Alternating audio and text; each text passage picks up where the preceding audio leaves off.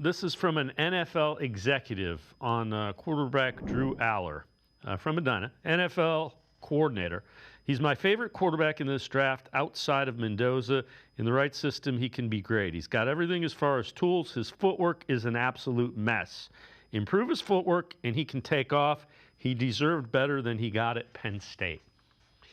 When I look at that from an NFL coordinator, I think a guy that thinks he is a quarterback coach is going to take him probably higher than anybody thinks, because there are going to be guys, and Todd Monken might be one of them, who thinks, I can fix this guy. Yeah.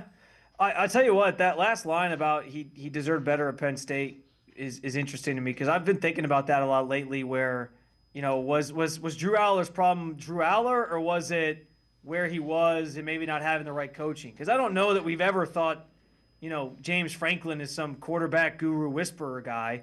And so I've kind of thought about that. I'm not saying he's inexcusable or that like the tape doesn't lie. Like there's a lot of stuff not to like in his tape. But there's one thing we know about NFL teams and NFL coaches and NFL GMs: they love traits. And Drew Allar has all those traits where some team will talk themselves into him. And frankly, if you're right, and if that commentary is right, and most of these teams believe it's just his footwork, and if they can work on that, they think other things will kind of take care of itself and he'll be better, then I absolutely think that's a coaching thing, that some team or some coach will say, hey, we can work with this, we can coach this out of him, we can get him on track, and they'll pull the trigger. We know quarterbacks are always overdrafted to a degree. Mm-hmm. I wouldn't be opposed to taking somebody like Drew Allar anytime after probably like the third round. I think the third round, I still feel like is a place you can get a valuable player that can help your team now, and this Browns roster has so many other needs in a year where it's kind of down for quarterbacks anyway.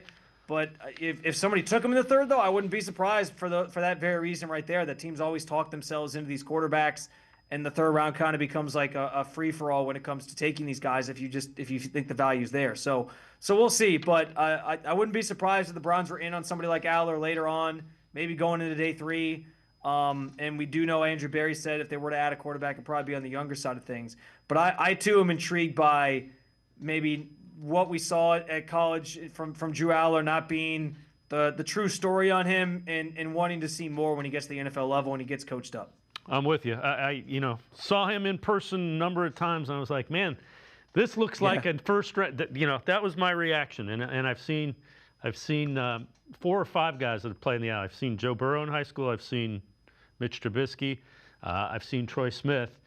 And none of them did I look at and go, man, this kid looks like a first-round pick. That's what my thought was when I stood next to Drew Allar and watched him throw the football, and it just didn't work out for him.